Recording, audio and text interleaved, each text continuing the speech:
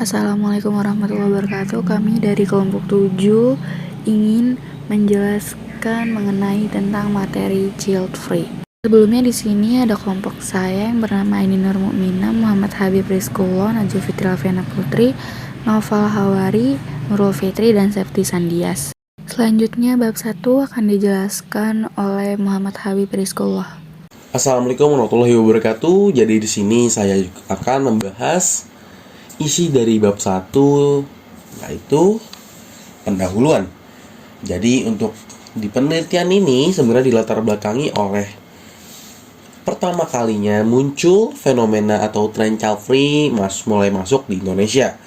Karena tren ini banyak sekali memunculkan kontroversi, memunculkan pro dan kontra. Jadi kalau kita lihat dulu, child free ini berasal dari budaya barat. Kalau kita lihat definisinya tuh, child free ini sebuah pilihan hidup suatu pasangan untuk tidak memiliki anak. Jadi kalau kita lihat sejarahnya, mulai masuk di Indonesia tuh awalnya karena salah satu influencer atau youtuber dari Indonesia yang sekarang tinggal di Jerman, yaitu Gita Savitri, atau kita bisa nyebutnya tuh Gita Sav, yang mengungkapkan dengan suaminya bahwa mereka hidup child free, memilih untuk child free. Dan kemudian dengan mulainya atau dengan Gita Savitri ini mulai membicarakannya atau menyebarluaskannya di media elektronik seperti Instagram, seperti YouTube, itu memunculkan banyak sekali kontroversi atau pro kontra dari masyarakat. Lalu kalau kita lihat figur lainnya juga ada seperti Cinta Laura dan Andrea Gunawan juga mengungkapkan opininya terkait hal ini. Masyarakat pun memicu berbagai respon perdebatan baik pro maupun kontra dengan narasi child free ini. Jadi kalau kita lihat aspek-aspeknya, kita juga bisa kaitkan dengan adanya finansial dan karir. Karena dua aspek ini yang menjadi faktor utama adanya child free.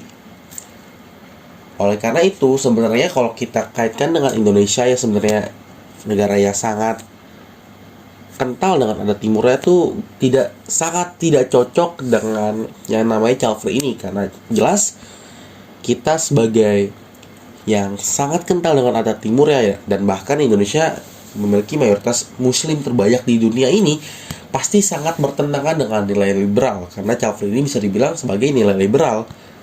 Jadi child free ini bisa dipandang sebagai pilihan yang menyimpang kalau kita kaitkan dengan nilai-nilai agama, dan juga bisa saja merusak konstruksi sosial yang sudah ada dari zaman dahulu.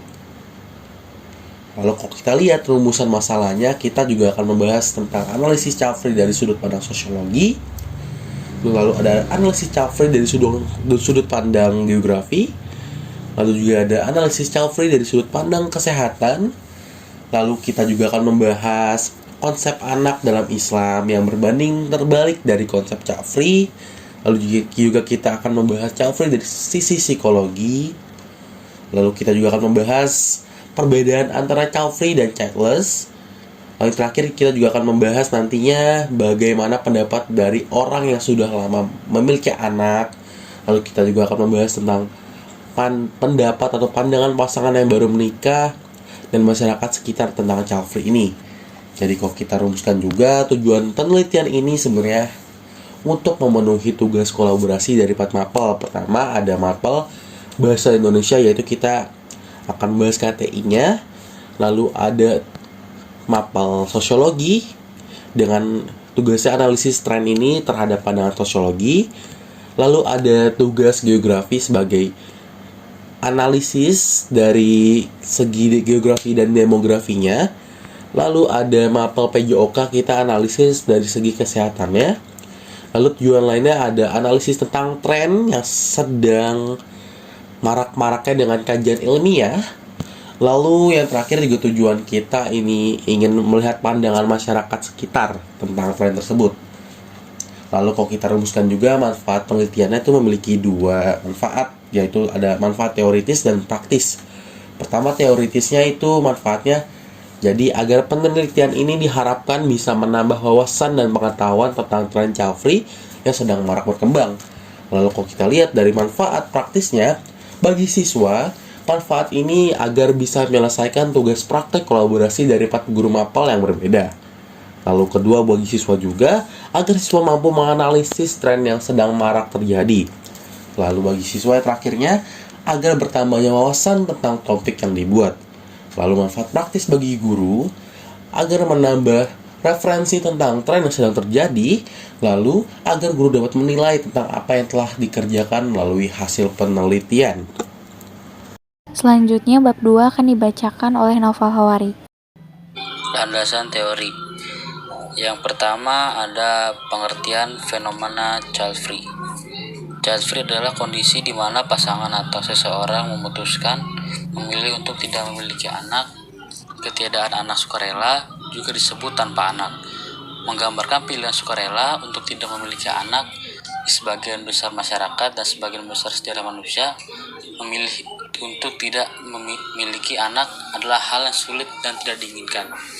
Tanpa anak atau bebas anak dalam bahasa Inggris adalah sebuah keputusan atau pilihan hidup untuk tidak memiliki anak, baik itu anak kandung, anak tiri, ataupun anak angkat. Awalnya tren ini sangat marak terjadi di negara bagian barat seperti Eropa dan Amerika. Namun belakangan ini tren tersebut mulai muncul di negara Indonesia ini. Child free ini masuk sebagai tren yang dipopulerkan oleh Gita Saf sebagai influencer yang memilih untuk menjalani pernikahan tanpa anak atau child free. Hal inilah awal mula munculnya kehebohan terhadap child free tersebut, di mana muncul pro dan kontra terhadap pilihan child free. Ada beberapa aspek yang dibincangkan dalam isu ini. Pertama, mengenai pertimbangan finansial dan karir. Pasangan yang memilih child free didasarkan atas isu finansial dan karir. Individu yang memilih child free memiliki persepsi yang terbentuk pada sudut pandang ini adalah kekhawatiran tidak dapat memenuhi kebutuhan anak dan biaya hidupnya. Oleh karena biaya yang cukup mahal, inilah yang kemudian dipertimbangkan oleh pasangan child free. Sementara untuk isu karir, identifikasi yang dilakukan oleh para orang tua yang memilih child free biasanya akan lebih terkonsentrasi pada pekerjaan profesional dan manajerial, lebih berpendidikan tinggi, lebih cenderung tinggal di daerah perkotaan, dan menjunjung nilai liberal tentang peran gender dibandingkan pasangan dengan anak. Untuk perempuan child free, pilihan untuk tidak menjadi orang tua sering dikaitkan dengan keinginan untuk mengembangkan karir yang berarti lebih lanjut. Laki-laki yang mengidentifikasi diri sebagai yang tidak memiliki anak menyebutkan tingginya biaya pembesaran anak dan keinginan untuk fleksibilitas finansial sebagai hal yang penting dalam keputusan mereka. Kemudian pada aspek nilai dan ideologi yang dianut, pasangan suami istri yang memilih child free dikarenakan adanya pandangan liberal tentang bagaimana mereka menginginkan kebebasan atas kehidupan rumah tangga. Pasangan child free secara signifikan lebih liberal daripada pasangan yang memiliki anak. Pandangan bahwa tidak memiliki anak adalah untuk memfasilitasi peran gender yang lebih egaliter ataupun karena alasan kepedulian terhadap lingkungan, dan adanya kesadaran memilih untuk tidak memiliki anak adalah satu-satunya tindakan yang paling berdampak untuk bumi dan kelebihan populasinya. Lalu yang kedua ada child free menurut sosiologi. Fenomena child free sudah berkembang lama di dunia barat dan juga India. Perkembangan di dunia barat muncul karena sebuah kesadaran wanita memiliki hak untuk menentukan apa yang terbaik untuk tubuhnya, termasuk rahimnya, atau dalam istilah asing yang dikenal dengan semboyan my body my rule. Sementara di India, konsep ini dipicu kesadaran akan populasi penduduk yang sangat tinggi sehingga diperlukan langkah nyata mengurangi populasi, yakni mengurangi jumlah ibu hamil dan melahirkan. Keputusan untuk tidak memiliki anak merupakan salah satu perubahan yang paling luar biasa dalam keluarga modern di wilayah perkotaan, yang kini lumrah disebut juga dengan masyarakat urban. Selama beberapa dekade terakhir, jumlah pasangan yang secara sukarela tidak ingin menjadi orang tua, kini disebut istilah child free atau bebas anak, telah meningkat secara drastis di seluruh dunia, di mana hal tersebut menjadi masalah penting untuk geografi budaya. Dalam artikel oleh Sommer 1993 disebutkan bahwa dalam literatur konsep child free termasuk ke dalam akibat dari kasus kemandulan. di mana pasangan tidak dapat memiliki anak atau bebas anak. Namun demikian, seiring berjalannya waktu, konsep child free dimaknai secara lebih luas lagi, yaitu pergeseran norma seksual dan feminis seseorang wanita untuk memiliki kuasa terhadap tubuhnya, di mana dalam kasus ini merujuk pada organ rahim yang dimilikinya. Sumber lain yaitu Ulfa tahun 2021 menerangkan bahwa suatu pasangan dapat pula dengan terpaksa untuk memutuskan menjadi child free. Dalam konteks ini, misal jalan yang ditempuh untuk child free karena memang tidak menemukan jodohnya sampai tua atau karena faktor penyakit yang ada pada tubuhnya, yang mana jika memilih untuk memiliki anak maka akan membahayakan baik untuk sang ibu maupun anaknya kelak, dan bisa jadi karena memang tidak dikarenai anak sebab kemandulan. Persepsi mengenai child free atau bebas anak tidak serta-merta diterima dengan mudah oleh masyarakat secara umum. Pilihan untuk child free oleh beberapa pasangan di luar alasan kesehatan dianggap sebagai tindakan egois, ketidakdewasaan, tidak normal, tidak natural, serta tidak beriman. Keputusan untuk memilih child free merupakan personal, di mana orang lain tidak memiliki hak untuk mencampuri urusan tersebut. Pendapat tersebut merujuk pada argumen oleh Dele et al. Tahun 2013 yang menyebutkan bahwa memilih untuk tidak memiliki anak dianggap sebagai penyimpangan dari norma budaya, khususnya wacana pronatalis yang dominan, secara khususnya untuk wanita. Pendapat lain oleh Blackstone tahun 2014 dinyatakan bahwa untuk wanita tanpa anak atau child free, pilihan untuk tidak menjadi orang tua sering dikaitkan dengan keinginan untuk mengembangkan karir yang berarti, sementara pria yang mengidentifikasi diri sebagai bebas anak atau child free menyebutkan tingginya biaya membesar anak dan keinginan akan fleksibilitas finansial sebagai yang penting dalam keputusan kedua belah pihak, baik pria maupun wanita. Pakar sosiologi UNAIR, Profesor Bagong Suyanto, mengatakan bahwa fenomena child free marriage merupakan perkembangan baru dari perempuan yang dulu status sosialnya dipandang dari berapa banyak anak yang dilahirkan. Tetapi di era sekarang terdapat perubahan status sosial perempuan yang kini dipandang dari karir, prestasi, dan lain-lain. Jadi kalau sekarang muncul perempuan yang mengumumkan tidak ingin punya anak, itu adalah perkembangan baru, sah-sah saja dilakukan. Hanya saja pada titik tertentu nantinya saya yakin kerinduan untuk punya anak akan muncul, kata Profesor Bagong. Kemudian beliau melanjutkan, mempunyai anak atau tidak merupakan sebuah bentuk kebebasan dalam memilih yang sifatnya personal. Meskipun demikian, beliau mengatakan keputusan child free bukan hanya ditentukan oleh perempuan, tetapi ditentukan oleh keputusan bersama. Fenomena child free lazim ditemukan di luar negeri, tetapi di Indonesia isu ini menjadi sebuah perdebatan yang menghasilkan stigma negatif terhadap child free. Perbedaan ini diakibatkan karena perbedaan penerimaan masyarakat dalam menerima fenomena tersebut. Masyarakat di luar negeri menjunjung tinggi dan menghormati hak privasi dan otonomi individu, berbeda dengan masyarakat Indonesia yang lebih menghargai hak kelompok. Saya yakin child free adalah sikap sebagian besar perempuan. Sebagai hak pribadi, boleh-boleh saja mereka memilih seperti itu, dan masyarakat tidak perlu merespon secara serius, ucap Profesor Bagong.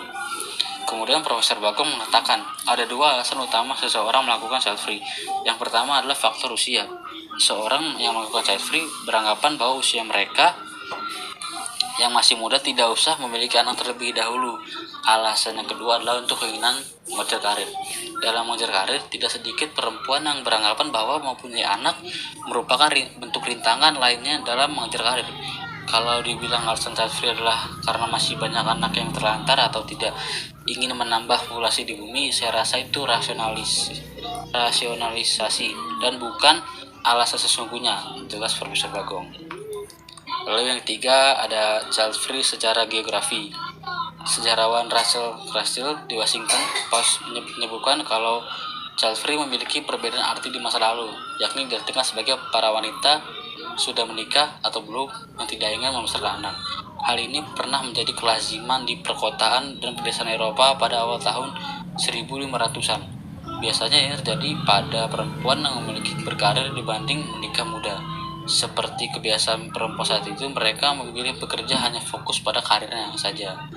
Sekalipun memutuskan untuk menikah, mereka sama sekali tidak terpikirkan untuk mempunyai anak. Kecenderungan ini bertahan hingga lama, namun tetap saja secara statistik angka lebih jauh rendah dibanding mereka yang memiliki anak. Namun dalam penelusuran Rahel, keputusan child free yang ditandai dengan menurunnya angka kelahiran terjadi pada kurun 1800-an di Eropa dan Amerika Serikat.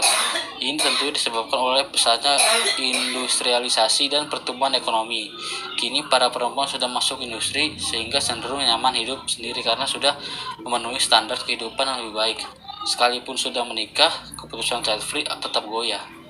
Salah satu analisis dari sudut pandang geografi adalah dengan cara mengukur batas negara yang memiliki tren child free yang tinggi, yang jika diukur oleh beberapa cara mengukur negara dan batas-batasnya melalui 1. Studi kartografis, 2. Studi terestrial, 3. Pemantauan dan menggunakan satelit, yang keempat perundingan dan pelaporan dengan lembaga internasional yang menentukan batas wilayah.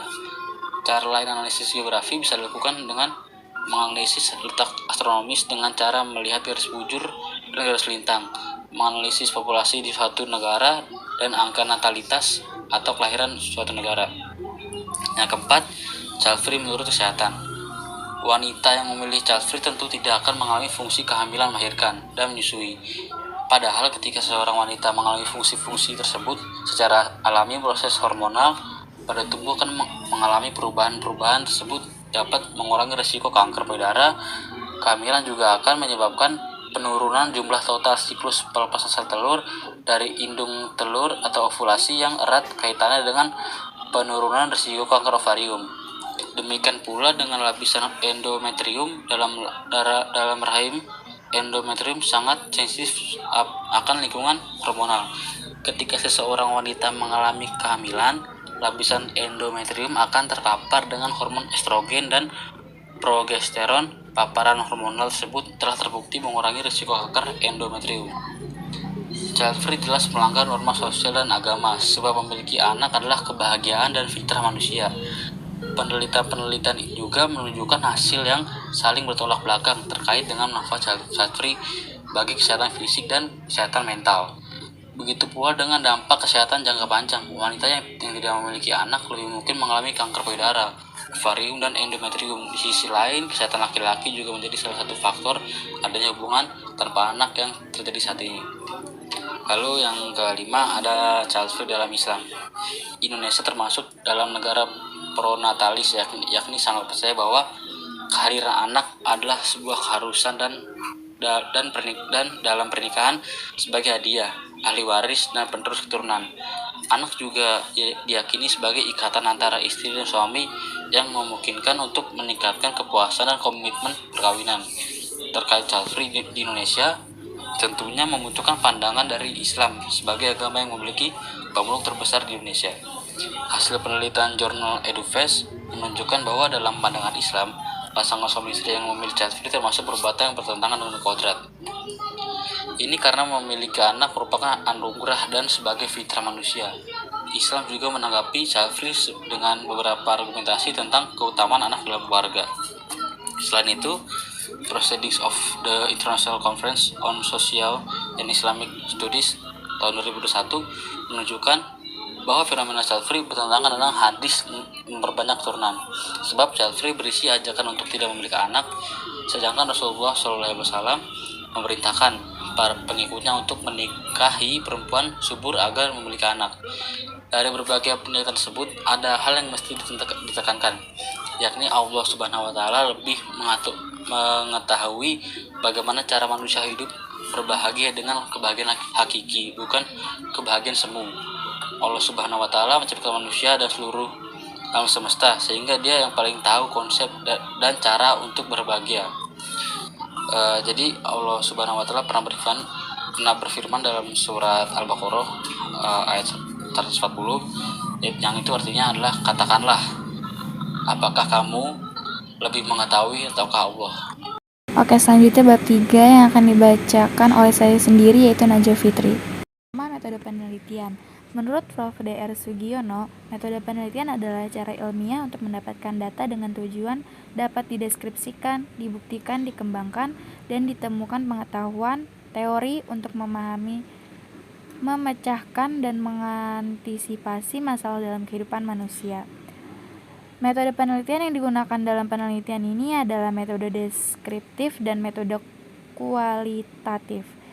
Menurut Etnawi Dodo Mukhtar 2000 yang menyampaikan bahwa penelitian dengan metode deskriptif adalah metode riset yang digunakan untuk memperjelas gejala sosial melalui berbagai variabel penelitian yang saling berkaitan antara satu dengan lainnya. Selanjutnya ada pendapat dari Sugiono yang menyatakan bahwa penelitian deskriptif merupakan penelitian dengan metode untuk menggambarkan suatu hasil penelitian.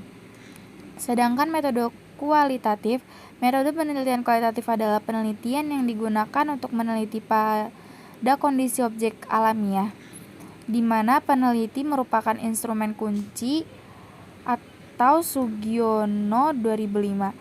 Sedangkan menurut Sugiono 2011, metode penelitian kualitatif adalah metode penelitian yang berlandaskan pada filsafat positivisme digunakan untuk meneliti pada kondisi objek yang alamiah sebagai lawan eksperimen, di mana peneliti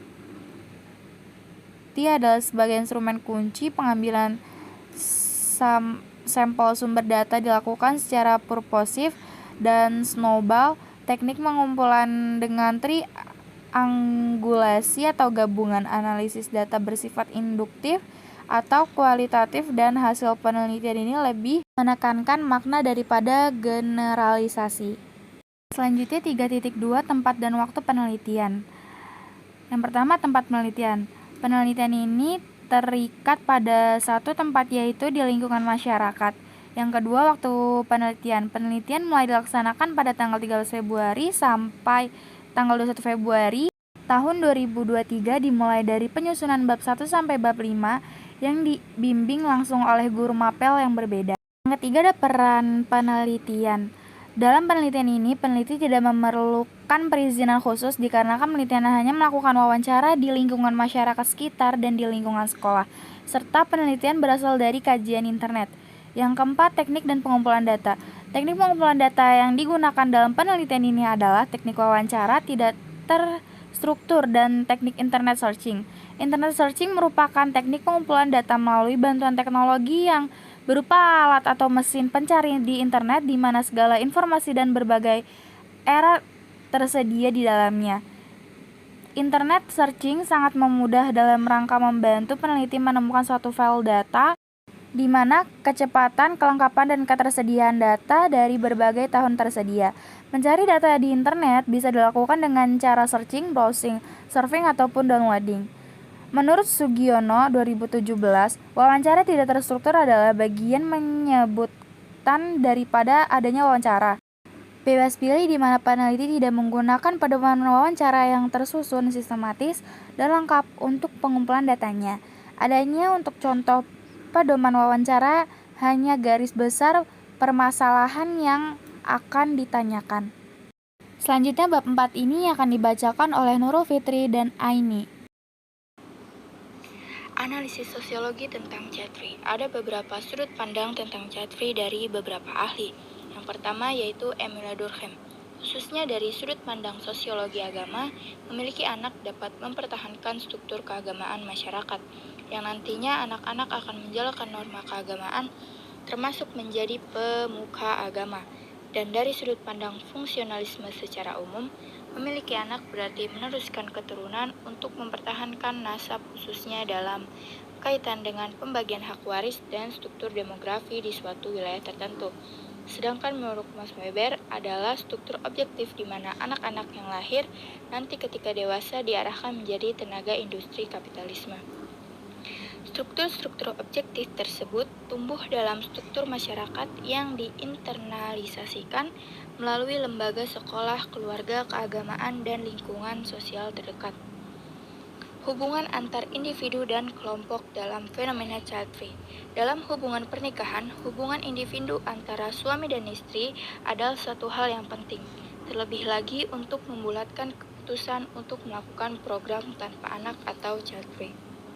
Beberapa alasan yang melatar belakangi keputusan tersebut antara lain masalah sosial, finansial, latar belakang keluarga, kekhawatiran akan tumbuh kembang anak, isu atau permasalahan lingkungan, hingga alasan terkait emosional. Pernikahan pada prinsipnya tidak hanya melibatkan dua individu saja, tetapi juga dua keluarga besar. Alhasil, keputusan untuk tidak memiliki anak sebaiknya disampaikan ke orang tua masing-masing. Apabila keputusan tersebut tidak dapat diterima, tentu dapat menjadi tekanan sosial bagi pasangan. Namun, jika dapat diterima, maka pasangan akan lebih mudah menghadapi tekanan sosial dari masyarakat di luar keluarga. Perubahan sosial dalam fenomena child free.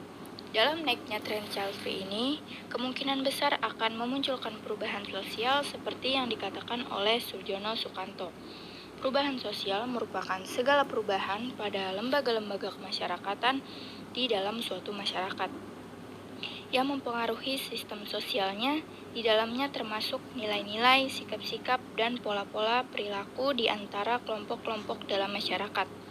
Dengan adanya child free, tidak menutup kemungkinan akan memunculkan perubahan sosial yang besar.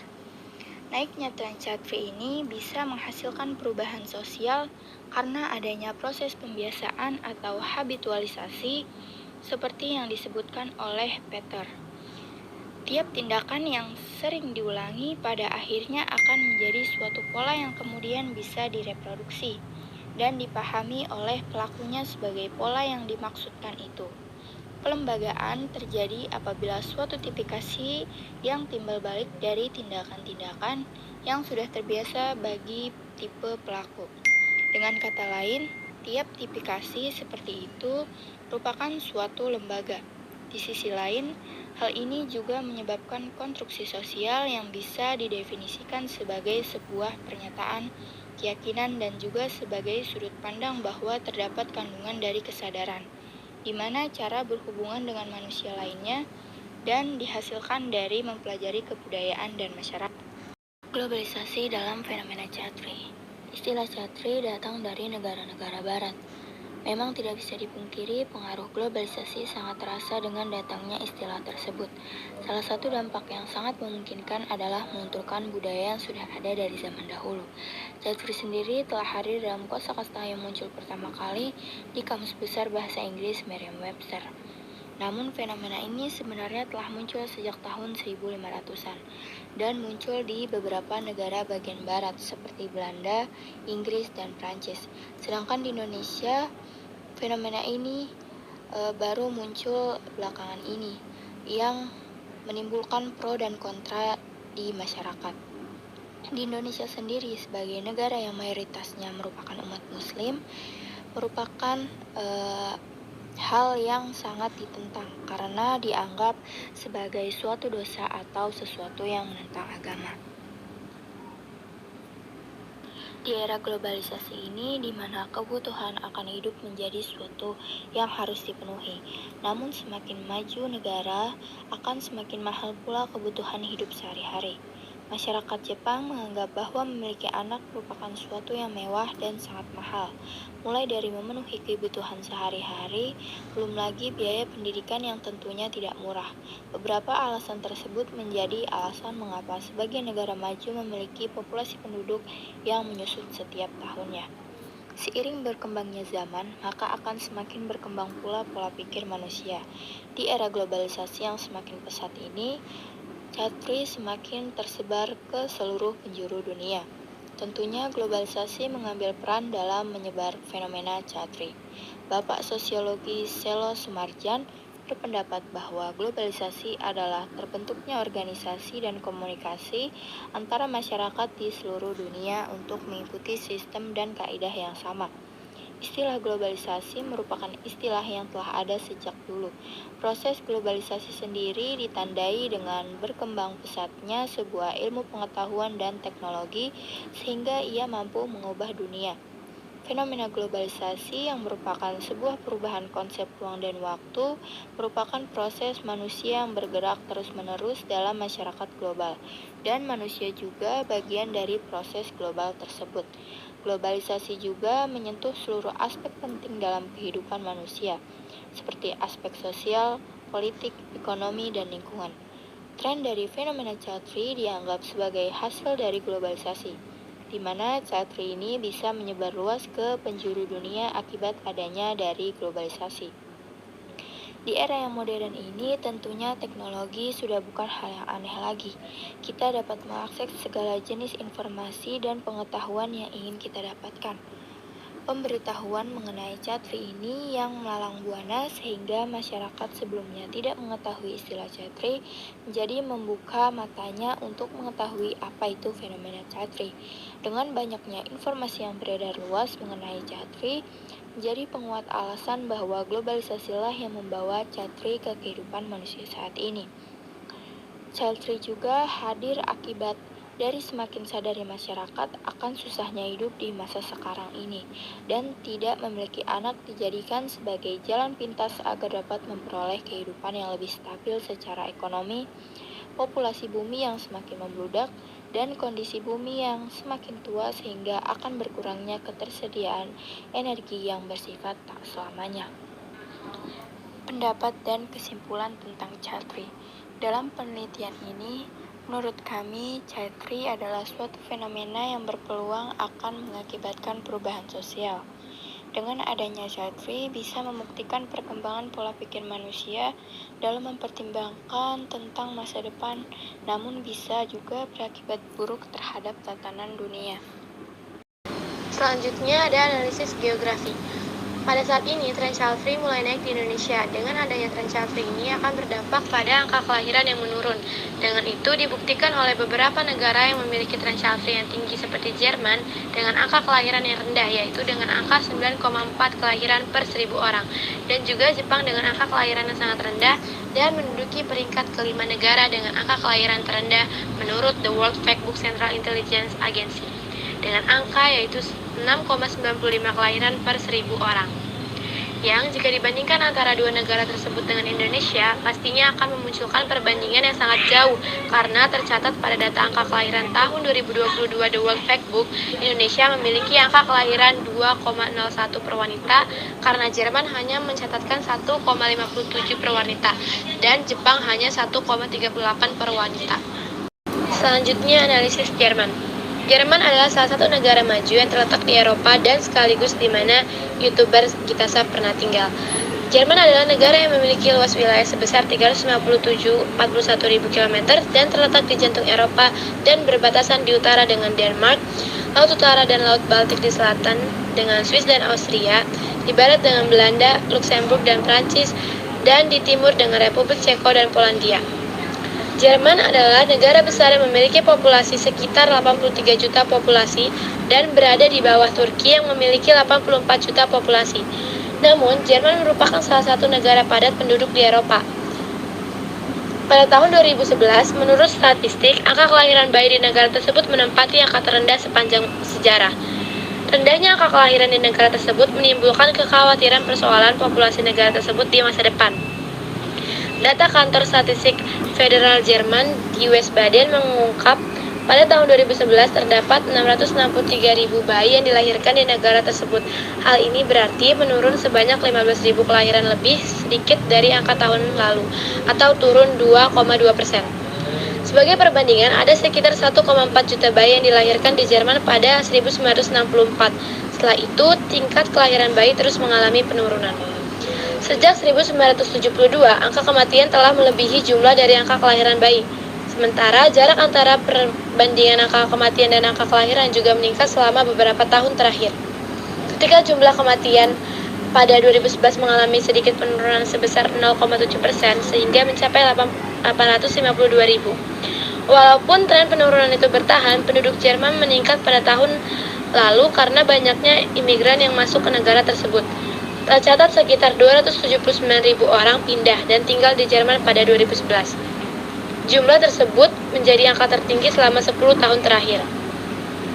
Sebagai akibatnya, angka penduduk Jerman bertambah sekitar 100.000 secara keseluruhan, kata pakar Destatis Reinhold Zahn dalam jumpa pers di Wiesbaden. Statistik menunjukkan penurunan pertambahan penduduk di Jerman akan terus terjadi, bahkan mungkin tidak bisa dihentikan. Kecilnya angka kelahiran berarti akan ada sedikit ibu pada beberapa dekade ke depan. Jika perempuan yang lahir pada masa ini tumbuh menjadi perempuan dewasa yang juga akan menahan angka kelahiran rata-rata kurang dari 2,1 anak, maka angka bayi yang lahir akan tetap menurun. Dalam skenario tersebut, angka rata-rata kematian akan meningkat sebagai akibat dari masyarakat yang semakin tua. Statistik menunjukkan warga Jerman tidak hanya cenderung untuk memiliki sedikit anak, namun juga kurang berminat untuk menikah. Hal tersebut diperlihatkan dengan penurunan angka pernikahan yang terjadi dari tahun ke tahun sebesar 1,1%. Tercatat hanya ada 378.000 pasangan yang menikah pada 2011. Diperkirakan informasi kantor spesifik federal diduga selesai akhir Agustus mendatang. Pada tahun 2015, angka kelahiran di Jerman rata-rata hanya 8,2 anak per 1.000 penduduk dalam kurun 5 tahun belakang. Selanjutnya itu adalah analisis Jepang. Menurunnya populasi juga merupakan salah satu akibat dari menurunnya angka kelahiran Jepang. Mencatat sepanjang Januari-September 2022, angka kelahiran Jepang mencapai 599.636 bayi. Angka ini berkurang 4,9% dibanding tahun lalu yang sebelumnya memecahkan rekor natalitas terendah. Hal ini disebabkan di mana warga Jepang semakin ogah memiliki anak dan memilih untuk child free. Salah satu faktor warga negara Jepang enggan memiliki anak dan bahkan enggan menikah karena kebudayaan yang gila kerja. Sebagai negara maju dan salah satu anggota Group of Seven, Jepang menjadi negara dengan kemajuan ekonomi yang sangat cepat. Hal itu didukung juga dengan tingginya angka sumber daya manusia di Jepang. Namun dari tahun ke tahun, angka pertumbuhan penduduk Jepang harus terus-menerus turun. Hal ini mempengaruhi kualitas sumber daya manusia di Jepang. Banyak pemuda-pemudi Jepang yang menganut budaya gila kerja. 8 jam sehari, 40 jam seminggu, hingga 44 jam di industri tertentu. Atau UU Standar Tenaga Kerja Pasal 32.40.131 dan batas lembur 15 jam per minggu. Hal ini menggunakan pekerja memiliki waktu luang untuk diri mereka sendiri. Alih-alih menghabiskan waktu untuk liburan, mereka menghabiskan waktu tersebut dengan lembur dan menjadikan mereka tidak memiliki waktu untuk menjalin hubungan. Keputusan untuk tidak memiliki anak ini lahir atas berbagai pertimbangan yang tentunya tidak mudah. Tingginya angka penduduk Jepang yang bekerja di daerah perkotaan menjadikan budaya hidup yang tidak murah. Rata-rata orang Jepang membutuhkan biaya 547.493 yen atau sekitar 72,4 juta untuk yang sudah berkeluarga dan 309.245 atau 41 juta untuk yang belum menikah. Analisis kesehatan. Isu child free ini tentu menimbulkan pro dan kontra. Banyak yang pro terhadap child free dan banyak juga yang kontra. Kali ini kita akan membahas lebih lanjut mengenai efek samping kesehatan bagi perempuan yang memilih untuk child free. Perdebatan mengenai child free ini ternyata sudah berlangsung lama. Banyak pasangan suami istri yang memilih untuk tidak memiliki anak karena mereka beranggapan tidak tega melahirkan anak yang harus hidup di dunia yang semakin rusak ini. Namun, apakah keputusan child free ini bisa berimbas pada kesehatan reproduksi perempuan? Penelitian membuktikan bahwa ada hubungan antara mengalami kehamilan dengan resiko kanker payudara.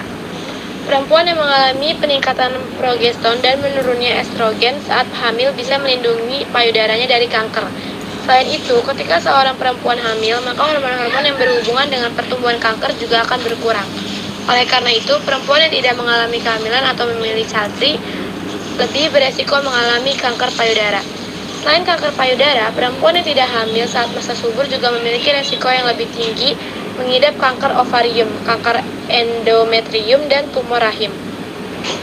Kepala Badan Kependudukan dan Keluarga Berencana Nasional, Dr. Hasto Hardoyo, mengatakan bahwa pilihan hidup menjalani child free atau menikah tapi memilih tidak punya anak memiliki sejumlah dampak kesehatan hingga risiko biologis, terutama bagi wanita.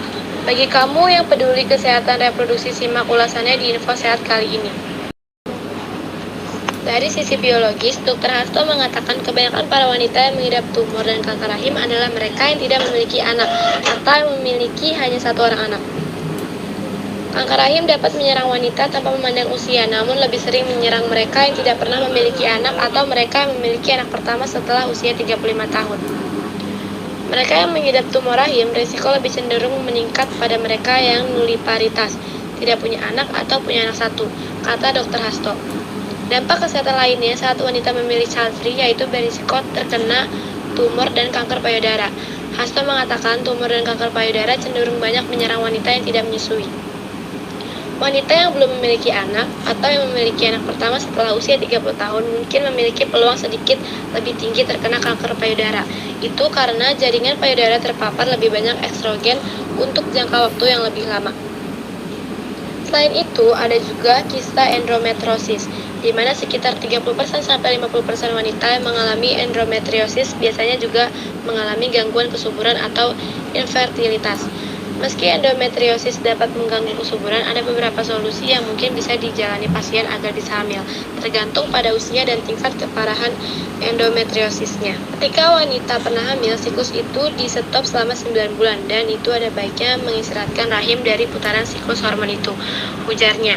Hasto mengatakan bahwa penting bagi wanita yang memutuskan child free untuk memperkaya wawasan terkait dampak dan resiko kesehatan bagi tubuhnya. Konsep anak dalam Islam. Child free bisa dibilang menyimpang dari ajaran Islam karena anak-anak adalah sebuah berkah. Berikut pandangan Islam tentang anak. Memiliki anak adalah fitrah manusia. Fitrah memberi kebahagiaan kepada orang tua saat memiliki anak. Banyak pasangan yang berusaha memiliki anak hingga rela mengorbankan apa saja untuk bisa memiliki anak. Anak-anak adalah permata hati dan kebahagiaan bagi mereka yang masih berada dalam fitrah. Allah Subhanahu wa Ta'ala berfirman, "Dijadikan indah pada pandangan manusia kecintaan kepada apa-apa yang diingini berupa wanita, anak, harta yang banyak dari jenis emas, perak, kuda pilihan, binatang-binatang ternak, dan sawah ladang. Itulah kesenangan hidup di dunia, dan di sisi Allah lah tempat kembali yang baik, yaitu surga." Quran Surat Ali Imran ayat 14. Bahkan kesedihan belum dimiliki keturunan juga dirasakan oleh Nabi yang merupakan orang-orang pilihan Allah Subhanahu wa Ta'ala. Mereka pun berdoa kepada Allah agar dikarunia anak, misalnya saat Nabi Zakaria berdoa. Dan ingatlah kisah Zakaria ketika dia menyeru Tuhannya, "Ya Allah, ya Tuhanku, janganlah Engkau membiarkan aku hidup seorang diri, dan Engkaulah waris yang paling baik." Maka kami memperkenankan doanya, dan kami anugerahkan kepada Yahya, dan kami jadikan istrinya dapat mengandung. Surat Al-Anbiya ayat 89-90. Memiliki anak dan mendidik anak termasuk sunnah. Anas bin Malik radhiyallahu anha berkata, Rasulullah Shallallahu alaihi wasallam memerintahkan untuk menikah dan melarang keras untuk memujang, dan ia berkata, "Nikahilah wanita yang sangat menyayang dan yang mudah beranak banyak, karena kelak aku akan berbangga di hadapan para nabi pada hari kiamat." Hadis riwayat Ibnu Hibban. Banyak perintah untuk memiliki dan memperbanyak keturunan. Salah satunya bahwa keturunan yang banyak adalah karunia, sehingga kaum Nabi Shu'aib diperingatkan tentang karunia mereka, yaitu jumlah yang banyak padahal dahulunya sedikit. Quran Surat Al-A'raf ayat 86. Anak mendatangkan rezeki. Dengan izin Allah, anak memiliki rezeki yang disebutkan oleh Allah Subhanahu wa Ta'ala bahwa anak terlebih dahulu diberi rezeki baru orang tuanya, dan tentunya dengan berikhtiar sebelumnya. Allah berfirman, "Dan janganlah kamu membunuh anak-anakmu karena takut kemiskinan. Kamilah yang akan memberi rezeki kepada mereka dan juga kepadamu." Quran Surat Al-Isra ayat 31. Anak adalah amal jariyah. Memiliki anak yang soleh dan solehah akan menjadi amal jariyah yang paling berharga, karena anak akan mendoakan ketika orang tuanya sudah meninggal kelak. Rasul Shallallahu alaihi wasallam bersabda, "Sungguh Allah benar-benar mengangkat derajat seorang hambanya yang soleh di surga." Maka ia pun bertanya, "Wahai Rabbku, bagaimana ini bisa terjadi?" Maka Allah pun menjawab, "Berkat istighfar anakmu bagi dirimu." Hadis riwayat Ahmad. Selanjutnya itu psikologis dalam child free. Menurut Intan Kusumawardani, MPSI, seorang psikolog anak dan klinis perempuan yang memiliki wawancara atau pemikiran untuk child free biasanya didasari oleh beberapa hal: pilihan Untuk child free ini bisa berkaitan dengan kondisi mental atau psikologi seorang perempuan. Jelas Intan saat dihubungi para puan pada Jumat 28 bulan 8 2021. Perempuan dengan kondisi mental dan psikologis yang tidak stabil biasanya mempunyai khawatiran tersendiri saat mereka telah memiliki anak. Mereka bahkan khawatir jika anak akan mendapatkan kehidupan yang tidak layak sehingga penelantaran. Misalnya perempuan memiliki persepsi atau konsep diri seperti tidak cukup mampu untuk memiliki anak. Bukan tidak mampu secara fisik, tapi mungkin tidak mampu secara kemampuan berpikirnya, mengendalikan emosi dirinya sendiri. Jelas Intan, kondisi mental seorang perempuan menjadi salah satu alasan mengapa mereka memutuskan untuk child free. Perempuan dengan kondisi mental yang tidak stabil akan mempengaruhi pola asuh mereka atau bahkan kehidupan masa depan anak. Keputusan atau pemikiran untuk child free biasanya disebabkan oleh trauma masa kecil yang belum dapat diatasi. Atau mungkin mereka mempunyai pengalaman traumatis di masa lalu saat mereka merasa hubungan yang tidak baik antara mereka sendiri dengan ibunya, ucap Intan. Pengalaman traumatis yang dialami oleh seorang perempuan bahkan sejak kecil biasanya menjadi hal sulit untuk dilupakan bahkan hingga mereka dewasa. Perbedaan child free dan childless. Menurut Judy Graham, konselor sekaligus penggagas womanhood mengatakan bahwa perbedaan antara child free dan childless ada pada pilihan. Childless adalah mereka yang tidak punya pilihan atau tidak merencanakan untuk tidak punya anak. Sedangkan child free punya pilihan untuk punya anak tapi memilih untuk tidak punya anak. Ungkapnya seperti yang dikutip dari Cedefine. Perbedaan child free dan childless ini juga dijelaskan dalam buku Child Free and Happy, karya Victoria Tunggono. Dalam buku tersebut, Victoria menjelaskan bahwa childless merupakan mereka yang tidak memiliki anak karena faktor di luar kehendak, seperti kondisi fisik atau biologis. Lebih lanjut, ia menjelaskan jika faktor tersebut bukanlah sebuah pilihan, melainkan keterpaksaan karena keadaan. Victoria juga menjabarkan bahwa pasangan childless biasanya menginginkan kehadiran anak tetapi tidak bisa bereproduksi karena faktor fisik atau biologis tersebut. Selanjutnya, pendapat masyarakat. Hasil dari wawancara yang dilakukan menghasilkan beberapa pernyataan yang berbeda seperti salah satunya adalah Ibu Sri Hastuti, seorang ibu yang sekitar sudah 34 tahun menikah. Ia berpendapat bahwa program child free adalah suatu hal yang buruk. Child free adalah suatu hal yang buruk, bahkan bisa dibilang haram, karena di dalamnya berisi ajakan untuk tidak memiliki anak yang berbanding terbalik dengan perintah Islam, yang mayoritasnya menganggap anak adalah fitrah yang disampaikan dari Allah. Dan juga memiliki anak adalah suatu ibadah sekaligus pintu rezeki, ujar Ibu Sri Hastuti. Pendapat tersebut pun sekilas sama seperti pendapat Bapak Gilang Tegar Wibisono. Ia berpendapat bahwa child free adalah hal yang salah jika dilakukan. Karena keturunan itu Allah yang kasih, jadi jika kita menolak, child free ini sama dengan menolak perintah Allah dan menolak rezeki. Di sisi lain, jika menikah tidak ada niat untuk memiliki keturunan, itu hanya main-main saja, ujar Bapak Gilang. Namun ada pendapat dari salah satu narasumber yaitu seorang ibu yang bernama Anugrahwati. Ia berpendapat bahwa child free ini adalah hal yang menyangkut niat masing-masing pasangan. Child free adalah pilihan masing-masing pasangan karena setiap anak itu berhak untuk memiliki kehidupan yang baik. Oleh karena itu butuh pertimbangan yang sangat baik untuk memutuskan jalan ke depannya, ujar Ibu Anugrahwati. Lalu ada pendapat dari salah satu tokoh agama setempat. Menurut Ustadz Muhammad Haryuda, child free ini kembali ke masing-masing individu namun tidak boleh menganggap anak beban. Masalah child free ini adalah hal yang menyangkut masing-masing orang. Jika ia menolak memiliki anak, berarti ia menolak rezeki Allah. Namun jika menganggap anak adalah sebuah beban, orang itu akan dianggap kufur karena anak adalah sebuah berkah dan anugerah, ujar Ustadz Muhammad Haryuda. Selanjutnya bab 5 akan dibacakan oleh Septi Sandias. Kesimpulan.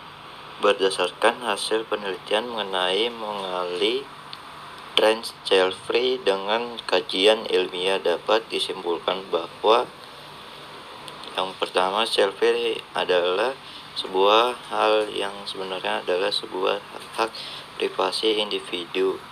Namun hal tersebut perlu adanya pertimbangan yang matang. Dengan adanya child free ini, pola pikir dan suatu terobosan yang baru, walaupun menimbulkan pro dan kontra.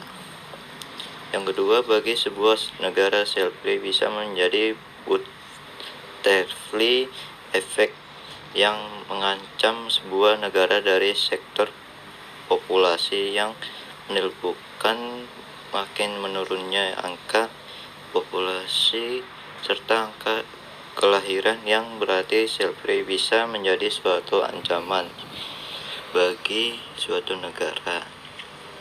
Yang ketiga, dengan munculnya pro dan kontra ini menunjukkan bahwa tidak semua masyarakat memiliki pemikiran yang sama terkait hal yang baru dan masih tabu ini. Berikut saran dari karya ilmiah ini adalah: yang pertama, untuk memilih hidup self-free memerlukan pemikiran yang sangat matang. Yang kedua, jangan menganggap remeh seorang ibu karena ibu memiliki tanggung jawab yang sangat besar. Yang ketiga, mencoba mengerti seseorang yang memilih hidup self-free dan menghargainya, karena tiap individu pasti memiliki alasan masing-masing.